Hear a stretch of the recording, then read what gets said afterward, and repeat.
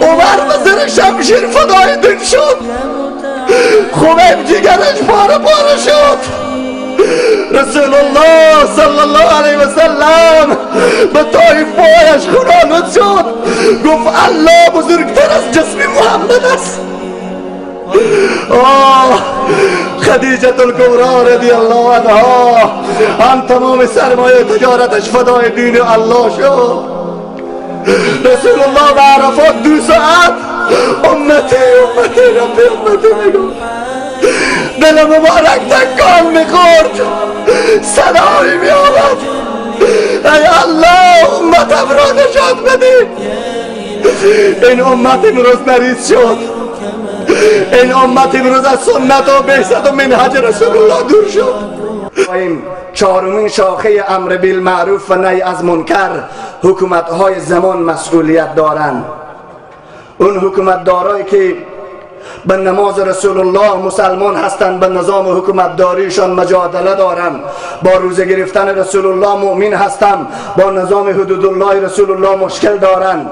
اون سیاستمدارایی که به مناسک حج و زکات و نکاح رسول الله تسلیم هستند، به نظام سیاسی رسول الله مشکل دارند.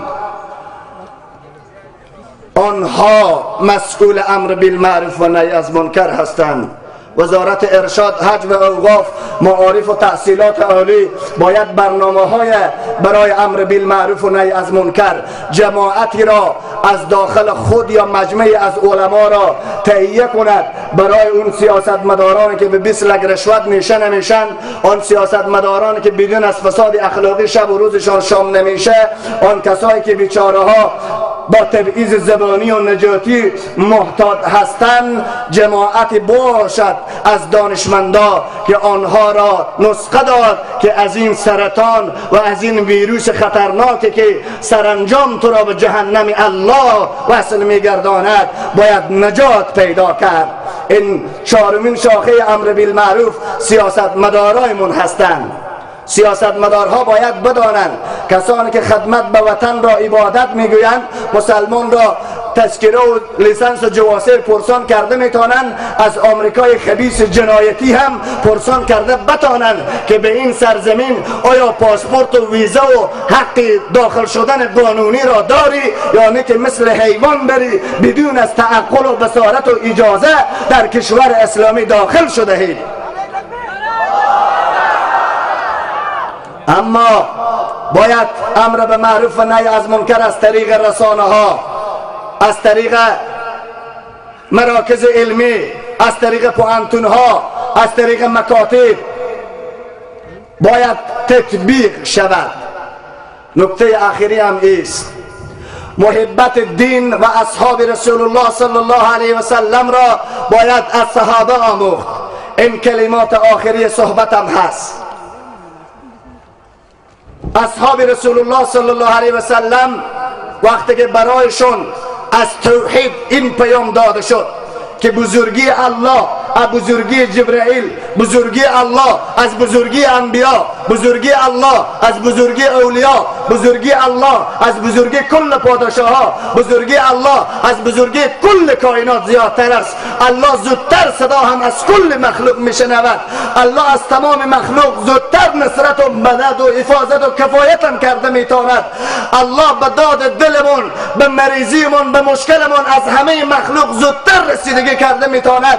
این عقیده وقتی که به سرزمین دل صحابه اسکن شد، شاخه دومی که جهاد فی سبیل بود، وقتی که حنظله در خانه با بستر خانم شب اول عروسی ندای حی علی الجهاد به گوشش میرسد، به خود مشوره میکند آیا الله عزیز است یا زن، آیا دنیا عزیز است یا بهشت، آیا اسباب بهشت است یا رب الاسباب.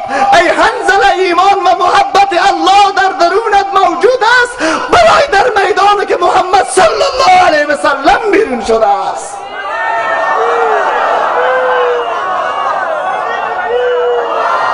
اما شب اول عروسی گوش و بینی بریده می شود و روز قیامت به پیشگاه الله میگوید یا الله گوش و بینیم فدای دینت شد، لیاقت تو و دینت و حبیبت بالاتر از گوش و بینیم بود.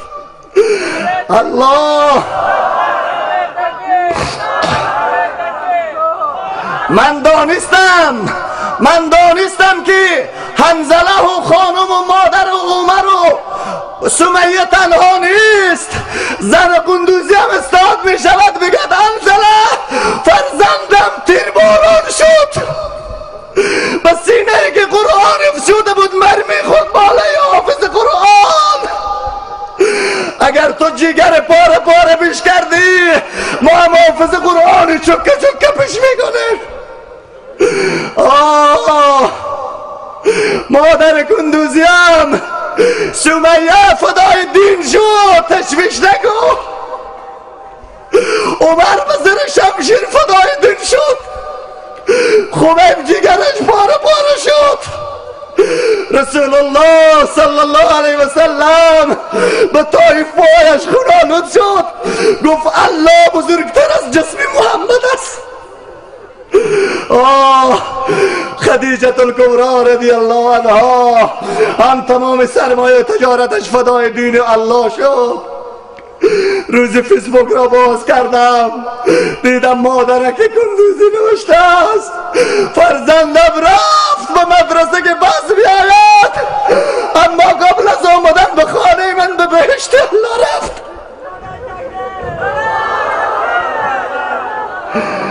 من برای تو مادر و پدر و تو خانواده خوش به حال تو خانواده که فرزندت فدای کلام الله شد، خوش به حال تو مادر که فرزندت شهید شد.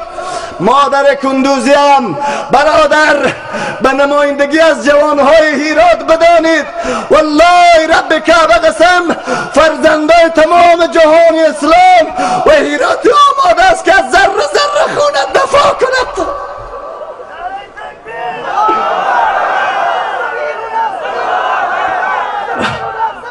ما چرا به این روز رسیدیم؟ دو علت داره. یکی این که ارتباط درونیمون از الله قطع شده، دوم اتباع رسول الله را ترک کردیم. رسول الله به عرفات 2 ساعت امتی امتی ربی امتی میگفت، دل مبارک تکان میخورد، صدایی میآمد ای الله امتم را نجات بدی. این امت امروز مریض شد، این امت امروز از سنت و بعثت و منهج رسول الله دور شد. یک علت این که زنان آمریکایی به سرمان حکومت میکند، فرزندایی که دیروز مجاهد باد بود روسا می جنگید امروز کمونیستای درجه 1 هستند به فتوای خود. دیروز چاپلوسی روس را کفر میگفتند به فتوای خود کافر هستند. اما چرا اینای تو ذلیل شدن؟ چرا غلام شدن؟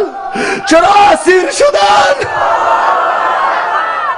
به واسطه ای که آماده توبه نشدیم باید همه‌مون امر بالمعروف و نهی از منکر بکنیم. حکومت افغانستان منتظر نباشد که داعش و طالب تو را نابود میکند، اینا مهم نیستند. نمرود را پشه نابود کرد، فرعون را دریا نابود کرد، قوم ابابیل را مرغک ها نابود کرد. اگر توبه و استغفار نکنه، نظام تصمیم به اعمال و به خون ملت رحم نکنه، والله رب کعبه قسم اگر الله زمین را به تکان خواهد آورد و این چره دین فروشان را تبدیل به میمون خواهد کرد. قبل از این که رسوای دنیا و آخرت بشین بیاییم همه ما توبه کنیم. السلام علیکم و رحمت الله و برکاته.